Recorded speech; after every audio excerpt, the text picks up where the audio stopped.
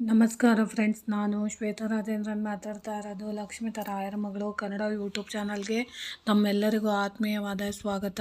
ಸ್ನೇಹಿತರೆ, ನಾನು ಇವತ್ತೊಂದು ನಿಮಗೆ ಪುಟ್ಟದಾದ ಉಪಾಯನ ಹೇಳ್ಕೊಡ್ತಾ ಇದ್ದೀನಿ. ಏನಂತ ಅಂದರೆ ಸ್ನೇಹಿತರೆ, ಕುಜದೋಷ ಇದ್ದರೆ, ಮಂಗಳ ದೋಷಗಳಿದ್ದರೆ, ಸಾಲದ ಸಮಸ್ಯೆಗಳಿದ್ದರೆ, ಮದುವೆ ವಿಳಂಬ ಆಗ್ತಿದ್ರೆ, ಕೋರ್ಟ್ ಕಚೇರಿ ಕೆಲಸಗಳಲ್ಲಿ ನಿಮಗೆ ಕಷ್ಟ ಆಗ್ತಿದೆ ಅಂತ ಬಯಸೋ ಅಂಥವ್ರು ಪ್ರತಿಯೊಬ್ಬರು ಕೂಡ ನೋಡಿ, ಇವಾಗ ನೀವು ಒಳ್ಳೆ ಸಮಯ ಇದೆ. ಈ ಒಳ್ಳೆ ಸಮಯಗಳಲ್ಲಿ ನಾವು ಒಳ್ಳೆ ಕೆಲಸಗಳನ್ನ ನಾವು ಮಾಡಿಕೊಂಡಾಗ ಖಂಡಿತವಾಗ್ಲೂ ನಮಗಿರೋವಂಥ ಕಷ್ಟಗಳೆಲ್ಲ ನಿವಾರಣೆ ಆಗೋದಕ್ಕೆ 9 ಮಂಗಳವಾರ ನೀವು ಈ ವಸ್ತುನ ತಂದು ನೀವು ಮರದ ಕೆಳಗಡೆ ಇಟ್ಬಿಟ್ಟು ಬಂದರೆ ಸಾಕು, ಸಾಲದ ಸಮಸ್ಯೆಯಿಂದ ವಿಮುಕ್ತಿ ಪಡಿಬೋದು.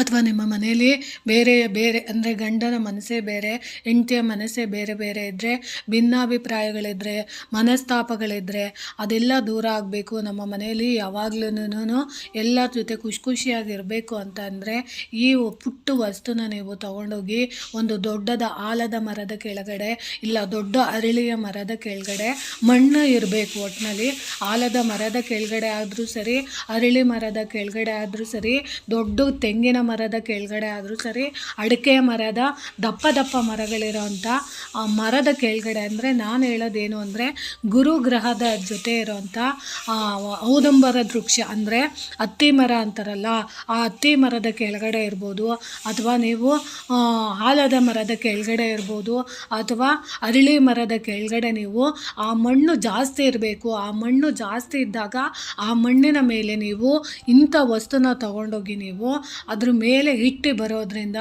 ಎಂಥದೇ ಕುಜದೋಷಗಳಿದ್ರು, ರಾಹುಕೇತುಗಳದ ಅಲ್ಲ ಮಂಗಳ ದೋಷಗಳಿದ್ರು, ಭೂಮಿ ದೋಷಗಳಿದ್ರು, ಇವಾಗ ನಮಗೆ ಮನೆ ಕಟ್ಟೋಕ್ಕಾಗ್ತಾ ಇಲ್ಲ, ಸೈಟ್ ಇದೆ ಬಟ್ ಮನೆ ಕಟ್ಟೋಕ್ಕಾಗ್ತಾ ಇಲ್ಲ ಅಂತ ಕೊರಗ್ತಾ ಇರೋರು, ಕೋರ್ಟಲ್ಲಿ ನಮ್ಮ ಕೇಸ್ ಹಾಕಿದ್ದೀವಿ ಜಮೀನು ವಿಷಯಕ್ಕೆ, ಆ ಸೈಟು ನಮ್ಮಂತೆ ಆಗಬೇಕು ಅಂತ ಬಯಸೋವಂಥವ್ರು, ಇಲ್ಲ ನಮಗೆ ಮಂಗಳ ದೋಷ ಇದೆ, ಕುಜದೋಷ ಇದೆ, ಅದಕ್ಕೋಸ್ಕರ ನಮಗೆ ಮದುವೆ ಆಗ್ತಾ ಇಲ್ಲ ಅಂತ ಅನ್ನೋರು, ಅಕಸ್ಮಾತ್ ಒಂದನೇ ಮದುವೆ ಆಗಿ ಅದು ಡೈವರ್ಸಿಂದ ಕೊನೆ ಆಗಿರುತ್ತೆ, ನಾವು ಮತ್ತೊಂದು ಮದುವೆ ಆಗಬೇಕು ಅಂತ ಬಯಸ್ತಾ ಇರೋ ಅಂಥವ್ರು, ಅಥವಾ ನಮಗೆ ಕುಜದೋಷದಿಂದ ಗಂಡ ಹೆಂಡತಿ ನಡುವೆ ನಾವು ಡೈವರ್ಸ್ಗೆ ಅಂತ ನಾವು ಅಪ್ಲೈ ಮಾಡಿದ್ದೀವಿ ಕೋರ್ಟಲ್ಲಿ, ಆ ಕೋರ್ಟಲ್ಲಿ ನಾವು ಗೆಲ್ಲಬೇಕು, ಅಥವಾ ಮತ್ತೆ ನಾವಿಬ್ಬರು ಗಂಡ ಹೆಂಡತಿ ಒಂದಾಗಬೇಕು ಅಂತ ಬಯಸೋ ಅಂಥವ್ರು, ಅಥವಾ ನಮ್ಮಲ್ಲಿ ಮಕ್ಕಳು ಚೆನ್ನಾಗಿ ಓದಬೇಕು, ಅಥವಾ ನಮ್ಮ ಜೀವನದಲ್ಲಿ ಯಾವತ್ತೂ ನಾವು ಒಳ್ಳೆಯ ರೀತಿಯಲ್ಲಿ ಬಾಳಬೇಕು ಅಂತ ಬಯಸೋ ಅಂಥವ್ರು, ಖಂಡಿತವಾಗ್ಲೂ ನೀವು ಇದೊಂದು ವಸ್ತುನ ನೀವು ತೊಗೊಂಬನ್ನಿ.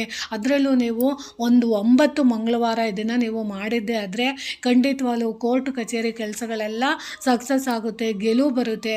ನೀವೇನು ಅಂದ್ಕೊಂಡಿದ್ದೀರಾ ಆ ಕೋರ್ಟ್ ಕಚೇರಿ ಕೆಲಸಗಳಲ್ಲಿ, ಜಮೀನಲ್ಲಿ ನಿಮ್ಮಂತೆ ಆಗುತ್ತೆ. ಮನೆ ಕಟ್ಟಬೇಕು ಅನ್ನೋ ಆಸೆ ಇರೋರು, ಭೂಮಿ ದೋಷಗಳು, ಮಂಗಳ ದೋಷ ಇದ್ದಾಗ ಭೂಮಿ ಕಾರಕ ತತ್ವಗಳೆಲ್ಲ ನಿಂತೋಗಿರುತ್ತೆ, ಅಂದರೆ ನಮಗೆ ಭೂಮಿ ದಗ್ದಂಗೆ ಆಗಿರುತ್ತೆ.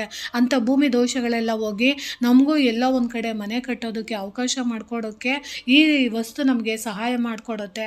ಅದಕ್ಕೋಸ್ಕರ ನೀವು ಇವತ್ತಿನ ದಿನ ಸಂಜೆ ಒಳಗಡೆ ನೀವು ಅದರಲ್ಲೂ ನೋಡಿ, ಇನ್ನೇನು ಹುಣ್ಣಿಮೆ ಬರ್ತಾ ಇದೆ, ಹುಣ್ಣಿಮೆ ಒಳಗಡೆ ನೀವು ತಂದು ಇದನ್ನು ಇಟ್ಕೊಂಡು ಈ ಕೆಲಸಗಳನ್ನ ನೀವು ಮಾಡ್ತಾ ಬಂದಿದ್ದೆ ಆದರೆ, ಒಂದು 9 ಮಂಗಳವಾರಗಳು ನೀವು ಇದೊಂದು ಕೆಲಸನ ನೀವು ಮಾಡ್ತಾ ಬಂದಿದ್ದೆ ಆದರೆ ಖಂಡಿತವಾಗ್ಲೂ ನೀವು ಪಡ್ತಾ ಇರುವಂಥ ಮಂಗಳ ದೋಷ ಇರ್ಬೋದು, ಕುಜದೋಷಗಳಿರ್ಬೋದು, ಜಮೀನು ವಿಷಯಗಳಲ್ಲಿರ್ಬೋದು, ಮದುವೆಗಳ ವಿಷಯ ಇರ್ಬೋದು, ಮಕ್ಕಳ ದೋಷಗಳಿರ್ಬೋದು, ಯಾವುದೇ ರೀತಿ ಕುಜದೋಷಗಳಿದ್ದರೆ ಅದೆಲ್ಲ ನಿವಾರಣೆ ಆಗೋದಕ್ಕೆ ಈ ವಸ್ತು ಸಹಾಯ ಮಾಡುತ್ತೆ. ಅದು ಯಾವುದಪ್ಪ ಅಂದರೆ ಗ್ರಂಥಿಗೆ ಅಂಗಡಿಯಲ್ಲಿ ಹೋಗಿ ಸ್ಫಟಿಕ ಅಂತ ಸಿಗುತ್ತೆ, ಅದನ್ನು ನೀವು ತಗೊಂಬಂದು ಅದನ್ನು ನೀವು ಒಂದು 100 ಗ್ರಾಮಷ್ಟು ನೀವು ತಗೊಂಬಂದು ಅದನ್ನು ನೀವು ಏನು ಮಾಡಬೇಕು ಅಂದರೆ, ನೀವು ಪೂಜೆ ಮಾಡಿದ ನಂತರ ಅಥವಾ ನಿಮಗೆ ನೀವು ಮಂಗಳವಾರ, ಪ್ರತಿ ಮಂಗಳವಾರ ಹೊತ್ತು ನೀವು ನಿಮಗೆ ನೀವು ದೃಷ್ಟಿನ ತಗೊಬೇಕಾಗುತ್ತೆ. ಬಲಗಡೆಯಿಂದ ಒಂದು ಸಾರಿ, ಎಡಗಡೆಯಿಂದ ಒಂದು ಸಾರಿ ಅಥವಾ ಪೂರ್ತಿ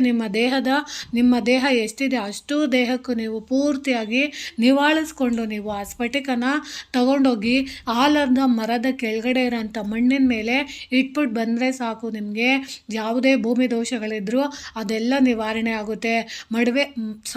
ಮದುವೆ ಅಡೆತಡೆಗಳಿದ್ದರೆ ಅದೆಲ್ಲ ನಿವಾರಣೆ ಆಗುತ್ತೆ. ಕೆಲವೊಂದು ಗ್ರಹಗತಿಗಳಿಂದ ನಮ್ಮ ಜೀವನದಲ್ಲಿ ವೈವಾಹಿಕ ಜೀವನದಲ್ಲಿ ಚೆನ್ನಾಗಿ ಇರೋಕ್ಕೆ ಸಾಧ್ಯ ಇಲ್ಲ.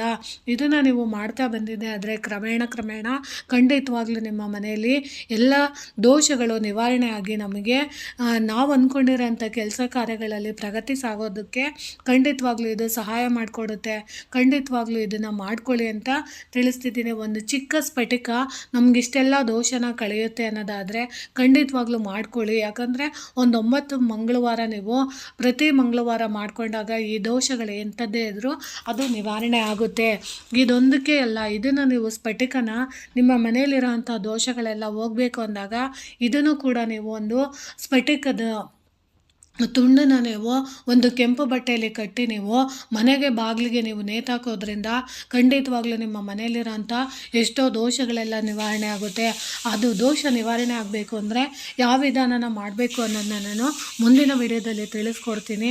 ಅದನ್ನು ಯಾವ ರೀತಿ ಮಾಡ್ಕೊಬೇಕು ಅನ್ನೋದನ್ನು ನಾನು ನಿಮಗೆ ತಿಳಿಸ್ಕೊಡ್ತೀನಿ. ಸ್ನೇಹಿತರೆ, ಈ ಮಾಹಿತಿ ನಿಮಗೆ ಇಷ್ಟ ಆಗಿದೆ ಅಂದ್ಕೊತೀನಿ. ಈ ಮಾಹಿತಿ ನಿಮಗೆ ಇಷ್ಟ ಆಗಿದರೆ ದಯವಿಟ್ಟು ನನ್ನ ಚಾನಲ್ನ ಸಬ್ಸ್ಕ್ರೈಬ್ ಮಾಡ್ಕೊಂಡು ನೋಡಿ, ಹೆಚ್ಚೆಚ್ಚು ವಿಡಿಯೋನ ಶೇರ್ ಮಾಡಿ ಮತ್ತು ಲೈಕ್ ಮಾಡಿ. ಹೊಸದಾಗಿ ಯಾರಾದರೂ ನೋಡ್ತಿದ್ರೆ ದಯವಿಟ್ಟು ನನ್ನ ಚಾನಲ್ನ ಸಬ್ಸ್ಕ್ರೈಬ್ ಮಾಡ್ಕೊಂಡು ನೋಡಿ ಅಂತ ತಿಳಿಸ್ತಾ ಇದ್ದೀನಿ. ಪ್ರೀತಿಯ ಧನ್ಯವಾದಗಳು ಸ್ನೇಹಿತರೆ.